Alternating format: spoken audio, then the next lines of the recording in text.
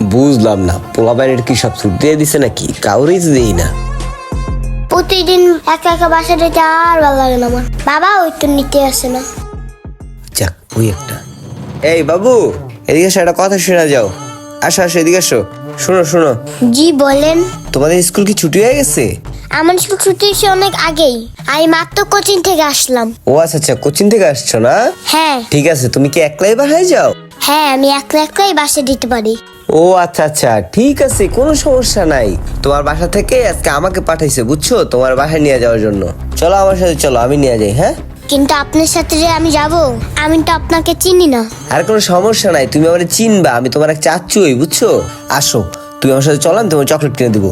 কিন্তু আমার বাবা বলছে অন্য কারো কাছ থেকে কিছু খেতে না। আরে বাবা, কোনো সমস্যা নাই, আমি তো অচেনা কেউ না, আমি তোমার পরিচিত এক চাচ্চু। হয়তো তুমি আমারে চিনো না, কিন্তু তোমার আব্বু আমারে চিনে, বুঝছো। ওই যে